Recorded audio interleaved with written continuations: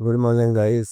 आज का ये सुबह सुबह का वीडियो है और इस वीडियो को इसलिए बना रहा हूँ क्योंकि एक बात है जो आपको शेयर करना है, शायद आप लोगों को पता ना हो कि अगर इवन आपको 50 लाख का घर भी बनवाना है, मान लो कि आपको 50 लाख का लोन लेकर घर बनवाना है, तो वो भी आप एकदम फ्री में कैसे बनवा सकते हो। फ्री में मतलब एक पैसा नहीं लगेगा कंस्ट्रक्शन में, एक पैसा। कैसे, ये बताता हूँ। देखो, इन्वेस्टमेंट पैसे वाले लोग ही करते हैं। अगर आपके पास ऑलरेडी प्लॉट है जिस पे आपको कंस्ट्रक्शन करवाना है 50 लाख का, ठीक है, बढ़िया डुप्लेक्स वगैरह बनवाना है या जो भी मतलब करवाना हो 50 लाख तक का, तो उसके लिए क्या करोगे? बैंक से जाकर लोन लोगे, होम लोन फाइनेंस करवाया, ठीक है, उसके बाद आपने वहाँ पे कंस्ट्रक्शन करवाया। अब इसके लिए आपको क्या होगा? 50 लाख का लोन लोगे, सो जो उसका रीपेमेंट करोगे वो 50 लाख नहीं, वो विथ इंटरेस्ट बहुत बड़ा अमाउंट होगा, 70-80 लाख होगा, क्योंकि आप तो उसको लंबे टाइम तक भरोगे।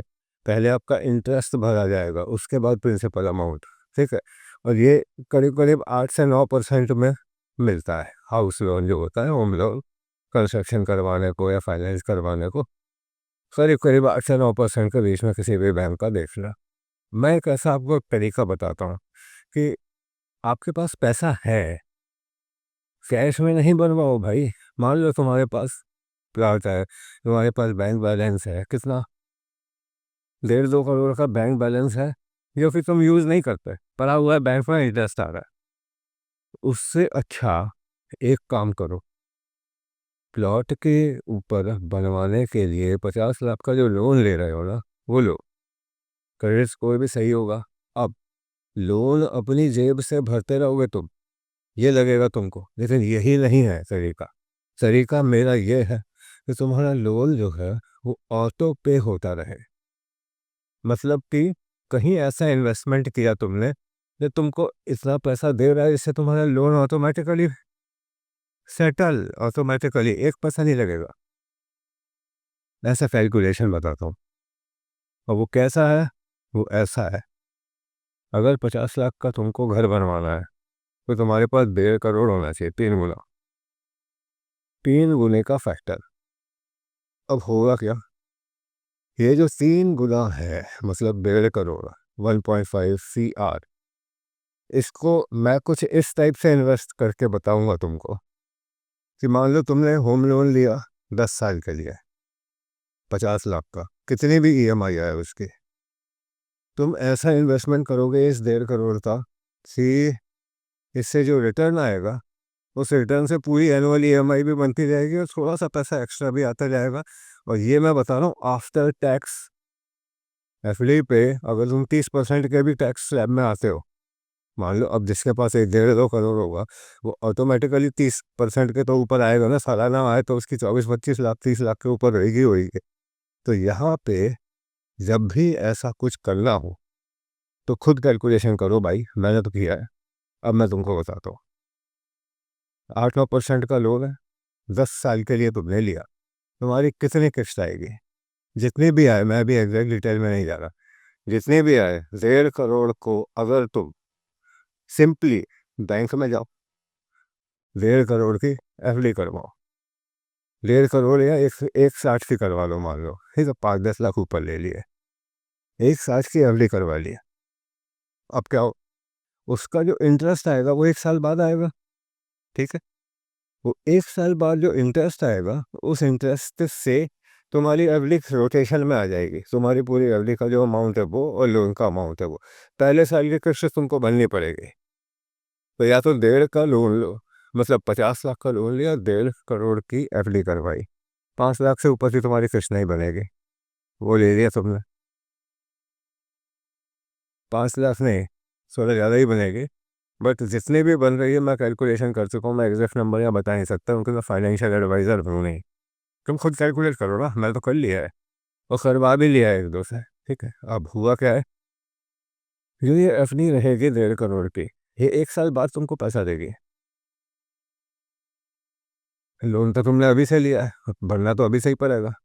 इससे बचने के भी तरीके हैं, कमेंट करना, पूरा तरीका बताऊंगा, एंड टू एंड डिटेल। इस पर मैं एक बुक भी लिख रहा हूँ अभी, how to smart that management, how to do smart that management. And यही एक ऐसी चीज़ है जो आपको आगे बचाएगी, आपका सब काम बैंक कर लेगा, आपके पास पैसा है तो। और क्रेडिट स्कोर भी टॉप पे रहेगा, टॉप पे, 800 के नीचे आएगा ही नहीं, क्योंकि इसने बड़े बड़े लोन तुम ऑटोमेटिकली रीपे कर रहे हो हर महीना, समझे? मतलब ये इस ऐसा रोटेशन है जो ऑटोमेटिक चलता रहेगा। मतलब तुमने 1.5 करोड़ को 10 साल के लिए बैंक में लगा दिया, हर साल उसकी एवरेज मैच्योर होगी, उसका इंटरेस्ट तुम निकाल लोगे। वो इंटरेस्ट से तुम्हारी पूरी साल भर की ईएमआई जाएंगी, after deducting 30% tax on every profit.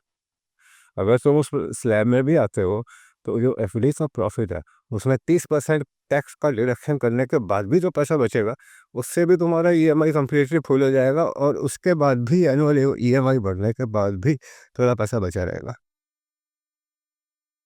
और बताओ इससे अच्छा क्या हो सकता है? तुम्हारा पूरा 50 लाख का जो घर है वो तो तुमने इंस्टेंटली बनवा लिया, ठीक है, लोन लेके। 1.5 करोड़ का तुमने ऐसा इन्वेस्टमेंट किया तो वो पूरा जो लोन का पैसा है वो तुम्हारी जेब से गया ही नहीं, एक पैसा नहीं गया तुम्हारी जेब से। 1.5 करोड़ जो है वो तो ऑलरेडी लगा हुआ है, उस पर बहुत थोड़ा सा ही इंक्रीमेंट मिलेगा, क्योंकि उसके इंटरेस्ट से तुमने सब कुछ पटा दिया। लेकिन 10 साल तक तुम्हारा पैसा लॉस नहीं हुआ, और तुम्हारा घर भी आज के आज ही बन गया। 6 महीने के अंदर कंस्ट्रक्शन पूरा कर लोगे जब तुम्हारे पास पैसा है तो। मैंने गुड़गांव और इधर सब में यही देखा है, 3-4 महीने के अंदर 3 मंजिल घर बन जाते हैं, अगर पैसा है तो। काम नहीं रुकता, फटाफट फटाफट फटाफट।